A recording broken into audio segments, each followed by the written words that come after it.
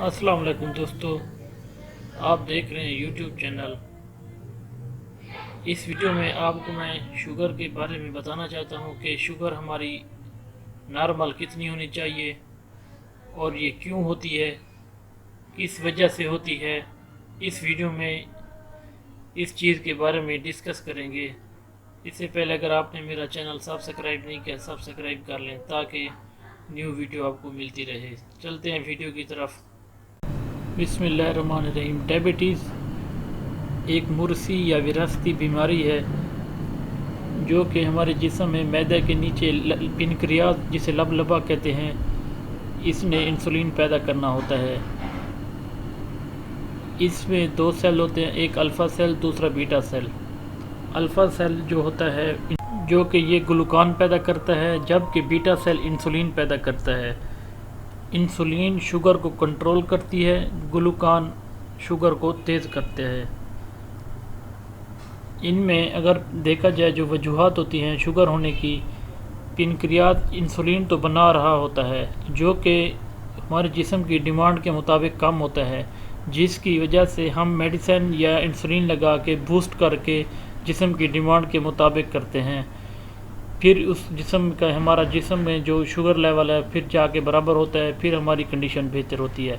اگر یہ انسولین کی کچھ کنڈیشن اس طرح ہوتی ہے جو کہ اگر اس کی انسولین کی مقدار جو شوگر جسے کہتے ہیں وہ کم ہو جائے تو جسم میں مختلف علامتوں کی صورت میں ظاہر ہوتی ہے۔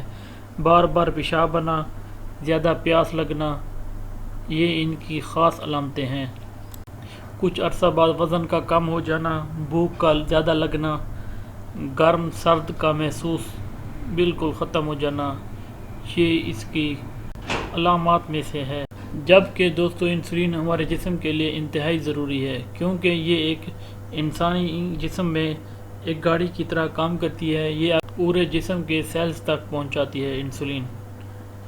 اگر انسولین نہیں ہوگی تو ہمارے جسم کی گروتھ بہتر نہیں ہو پائے گی۔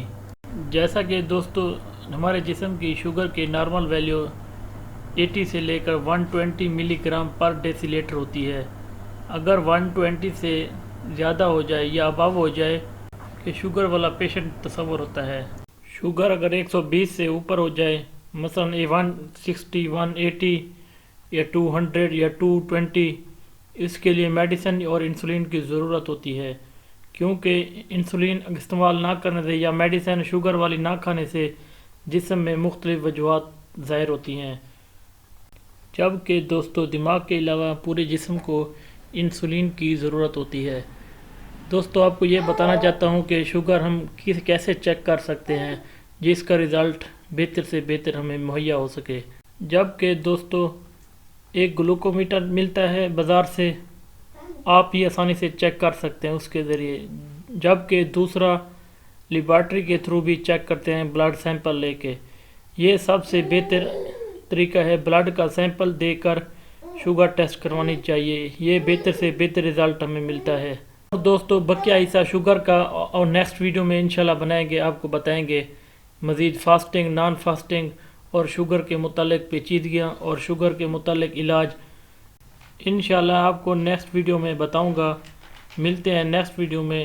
آپ کو ویڈیو اچھی لگے تو لائک اور سبسکرائب ضرور کر لینا چینل کو تاکہ اپڈیٹ نیو ملتی رہے۔ اوکے، اللہ حافظ۔